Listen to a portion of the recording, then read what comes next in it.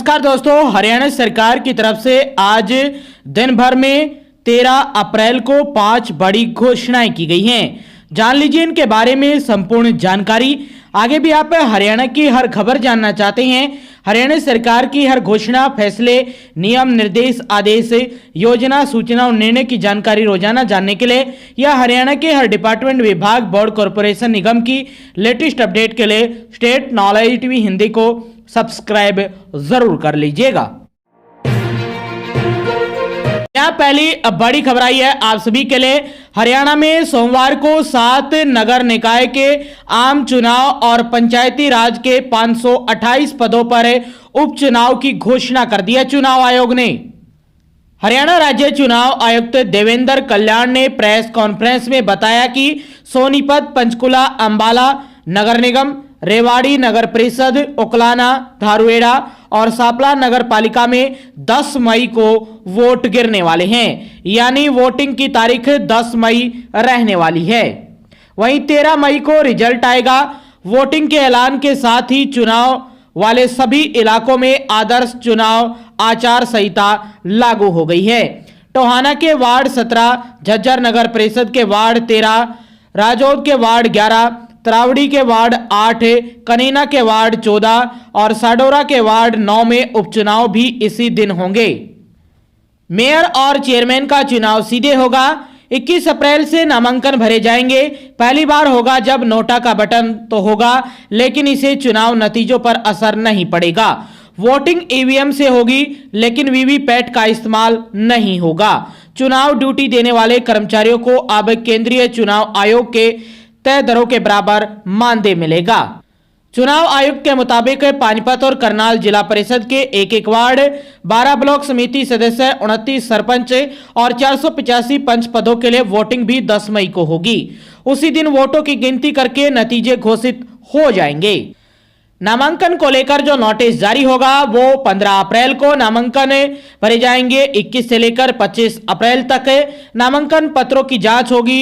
27 अप्रैल को नाम वापसी ले सकते हैं। 28 अप्रैल उसी दिन चुनाव चिन्ह मिलेंगे। वोटिंग 10 मई सुबह 8 से लेकर 6 बजे तक। जरूरत पड़ने पर दोबारा मतदान होगा 12 मई को। वहीं मतगणना यानी जो वोटों की गिनती है वो 13 मई को होगी, यानी आपकी जो रिजल्ट डेट है वो 13 मई होने वाली है। पंचायती राज संस्थाओं की गिनती वोटिंग के दिन ही होगी, शाम को। जैसे ही कंप्लीट हो जाती है वोटिंग, उसके तुरंत बाद जो काउंटिंग है वो शुरू हो जाएगी पंचायती राज संस्थाओं की, चाहे इसमें सरपंच हो, पंच हो या पंचायत संस्थाओं के अंतर्गत आने वाले जितने भी पद हैं उनकी वोटिंग और जो वोटों की गिनती है उसी दिन होगी। चुनाव पर खर्च की सीमा भी तय की गई है। नगर निगम मेयर 30 लाख रुपए, नगर परिषद अध्यक्ष 20 लाख रुपए, नगर पालिका अध्यक्ष 12.5 लाख रुपए, नगर निगम पार्षद 7.5 लाख रुपए, नगर परिषद पार्षद 4.5 लाख रुपए, नगर पालिका सदस्य 3 लाख रुपए। आज से आचार संहिता लागू हो गई है। तबादलों पर रोक लग गई है। आज से ही आदर्श आचार संहिता लागू हो गई है। जिन कर्मचारियों की ड्यूटी चुनाव में लगी है उनके तबादलों पर रोक लगा दी गई है। इसके लिए चीफ सेक्रेटरी को लेटर लिखा गया है। जहां पर चुनाव है सिर्फ वहीं लागू होगी आचार संहिता। जिन सीटों पर उपचुनाव होने वाले हैं उनकी जिलेवार सूची आप चेक कर सकते हैं। इसमें जिले का नाम है, जिला परिषद सदस्य, पंचायत समिति सदस्य, सरपंच और पंच। आप जिले वाइज ये डाटा है वो चेक कर सकते हैं। पूरे के पूरे जो जिले हैं उनकी लिस्ट जारी की गई है।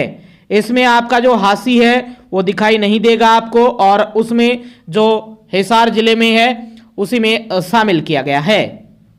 वहीं अब 2026 में जिन नगर निकाय में आम चुनाव होने हैं वार्डों की संख्या आप देख सकते हैं। नगर निगम, जिले का नाम, नगर पालिका का नाम और वार्डों की संख्या। इसी प्रकार नगर परिषद में भी और नगर पालिका में भी आप पूरी लिस्ट चेक कर सकते हैं। तो ये पहली महत्वपूर्ण बड़ी अपडेट आप सभी के लिए हरियाणा राज्य चुनाव आयोग की तरफ से। दूसरी महत्वपूर्ण बड़ी अपडेट आई है आप सभी के लिए। व्यापार और उद्योग जगत को बढ़ावा देने को लेकर यह महत्वपूर्ण बड़ी अपडेट है। हरियाणा सरकार द्वारा व्यापारियों के लिए बीमा योजनाएं।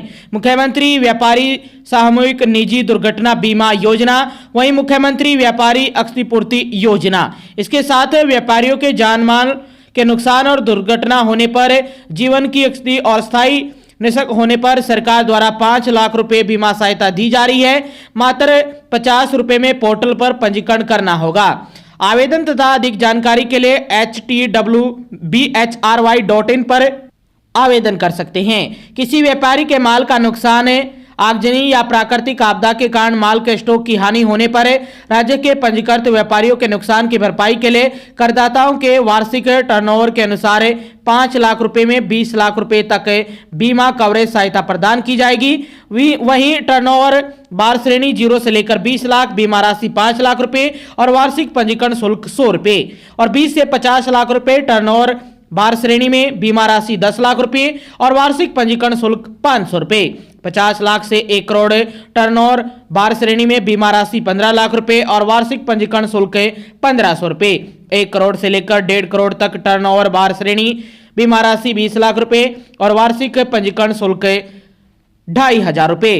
पंजीकरण की अंतिम तिथि बढ़ा दी गई है। अब 31 मई 2026 तक आवेदन कर सकती हैं इस योजना का लाभ लेने के लिए। और यह दूसरी महत्वपूर्ण बड़ी खबर आप सभी के लिए, हरियाणा के लोगों के लिए। तीसरी महत्वपूर्ण बड़ी खबर आई है आप सभी के लिए। हरियाणा के बिजली एवं श्रम मंत्री अनिल विज की तरफ से। अनिल विज का सख्त आदेश है कि मंत्री की मंजूरी के बिना नहीं होंगे तबादले। बता दें कि हरियाणा सरकार में कैबिनेट मंत्री अनिल विज ने प्रशासनिक कार्यप्रणाली में पारदर्शिता और जवाबदेही बढ़ाने के उद्देश्य से बड़ा फैसला लिया है। उन्होंने अपने अधीन आने वाले 3 प्रमुख विभाग परिवहन, बिजली और श्रम में अधिकारियों व कर्मचारियों के तबादले को लेकर सख्त निर्देश जारी किए हैं। जारी आदेशों के अनुसार अब इन विभागों में किसी भी अधिकारी या कर्मचारी का तबादला मंत्री की पूर्व सहमति के बिना नहीं किया जा सकेगा। इस संबंध में फाइल नोटिंग के माध्यम से स्पष्ट निर्देश दिए गए हैं कि तबादलों से जुड़े सभी प्रस्ताव पहले मंत्री के समक्ष प्रस्तुत किए गए जाएंगे। वहीं सूत्रों के मुताबिक यह निर्णय विभागों में मनमाने तबादलों पर रोक लगाने और कार्य प्रणाली को अधिक अनुशासित बनाने के उद्देश्य से लिया गया है। पिछले कुछ समय से तबादलों को लेकर उठ रहे सवालों और शिकायतों के बीच यह आदेश अहम माना जा रहा है। इस कदम से जहां एक और कर्मचारियों के बीच पारदर्शिता बढ़ेगी, वहीं दूसरी ओर विभागीय कार्यों में स्थिरता भी आएगी। हालांकि प्रशासनिक हलकों में इस फैसले को लेकर अलग अलग प्रतिक्रियाएं सामने आ रही है। राजनीतिक विशेषज्ञों का कहना है कि इस तरह के फैसले से मंत्री स्तर पर नियंत्रण मजबूत होता है और जवाबदेही तय करना आसान होता है, लेकिन इसके साथ ही फाइलों के निपटान में देरी की आशंका भी बनी रहती है। तो ये तीसरी महत्वपूर्ण बड़ी अपडेट आई है आप सभी के लिए हरियाणा सरकार की तरफ से। चौथी महत्वपूर्ण बड़ी अपडेट मौसम विभाग की तरफ से। हरियाणा में 15 अप्रैल के बाद बढ़ेगी गर्मी के तेवर। पश्चिमी और दक्षिणी हरियाणा में लू जैसे हालात के आसार। नई मौसम प्रणाली सक्रिय न होने के 1 सप्ताह तक मौसम साफ और शुष्क बना रहेगा। हरियाणा, एनसीआर और दिल्ली में इन दिनों मौसम आमतौर पर शुष्क और साफ बना हुआ है। धीरे धीरे तापमान में बढ़ोतरी दर्ज की जा रही है। मौसम विशेषज्ञों के अनुसार 15 अप्रैल के बाद गर्मी अपने तीखे तेवर दिखाना शुरू कर देगी। हरियाणा के पश्चिमी और दक्षिणी हिस्सों में 1-2 स्थानों पर लू जैसे हालात बनने की संभावना है। मौसम विभाग के अनुसार आगामी दिनों में दिन और रात के तापमान में 3 से 5 डिग्री सेल्सियस तक बढ़ोतरी हो सकती है। अगले 1 सप्ताह तक किसी नई मौसम प्रणाली के सक्रिय होने की संभावना नहीं है, जिससे मौसम शुष्क और साफ रहेगा। कुछ एक स्थानों पर बदलाव जरूर हो सकता है। वहीं सूर्य की तपिश बढ़ने से तापमान में वृद्धि दर्ज की जाएगी। हालांकि अभी भी दिन का तापमान सामान्य से नीचे और रात का तापमान सामान्य के आसपास बना हुआ है। इन दिनों अधिकतम और न्यूनतम तापमान करीब 18 से 20 डिग्री सेल्सियस का अंतर बना हुआ है, जिसे दिन के समय गर्मी और सुबह शाम हल्की ठंड का एहसास हो रहा है। और आने वाले कुछ दिनों में जो तापमान है उसमें बढ़ोतरी एक साथ ज्यादा देखने को मिलेगी। अब रोजाना आधे से लेकर 1 डिग्री सेल्सियस तापमान रोजाना बढ़ने वाला है। तो ये महत्वपूर्ण बड़ी खबर आप सभी के लिए मौसम विभाग की तरफ से। चौथी महत्वपूर्ण बड़ी अपडेट। पांचवी और आखिरी महत्वपूर्ण बड़ी अपडेट आई है आप सभी के लिए। हिसार से अपडेट है, 40,000 खाली प्लॉटों पर उभरेगा सुनियोजित शहर। मेयर ने नगर निगम से मांगा डाटा, अफसर करेंगे मंथन।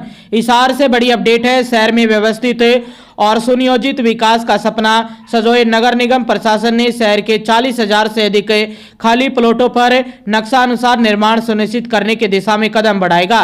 इस महत्वाकांक्षी योजना को साकार करने के लिए प्रशासनिक स्तर पर मंथन जारी है, जिसे जल्द ही निगम के इंजीनियरों की एक महत्वपूर्ण बैठक बुलाई जाएगी। इसके लिए मेयर और निगम के अधिकारियों के बीच बैठक आयोजित की जाएगी। यह पहल केवल निर्माण तक सीमित नहीं, बल्कि शहर के भविष्य को सुव्यवस्थित और संतुलित बनाए रखने का एक व्यापक प्रयास होगा। इसे न केवल अव्यवस्थित निर्माण पर रोक लगेगी, बल्कि शहरी ढांचे में भी एकरूपता आएगी, जिससे हिसार का स्वरूप अधिक आकर्षक बन जाएगा। वहीं निर्माणाधीन भवनों का मांगा ब्यौरा मेयर प्रवीण पोपली ने नगर निगम प्रशासन से 1 मार्च 2025 से अब तक पास हुए नक्शों और निर्मित भवनों का विस्तृत डाटा मांगा है। इस पहल का उद्देश्य है शहर में हो रहे निर्माण कार्यों की वास्तविक स्थिति को स्पष्ट रूप से समझना। जब यह आंकड़े सामने आएंगे, तब शहर की सरकार और प्रशासन दोनों ही यह तय कर सकेंगे कि भविष्य में किस प्रकार की नीतियां अपनाई जानी है। इस डाटा विश्लेषण से आने वाले समय के लिए ठोस रणनीति तैयार की जा सकेगी। तो ये पांचवी महत्वपूर्ण बड़ी अपडेट आई है आप सभी के लिए। 40,000 खाली प्लॉट पर उभरने जा रहा है एक नया शहर है, और ये महत्वपूर्ण बड़ी अपडेट हिसार के लिए। आगे भी आप हरियाणा की हर खबर जानना चाहते हैं, छोटी हो या बड़ी, हरियाणा सरकार की हर घोषणा, फैसले, नियम, निर्देश, आदेश, योजना, सूचना और निर्णय की जानकारी रोजाना जानने के लिए स्टेट नॉलेज टीवी हिंदी को सब्सक्राइब जरूर कर दीजिएगा। मिलते हैं एक और अच्छी अपडेट के साथ।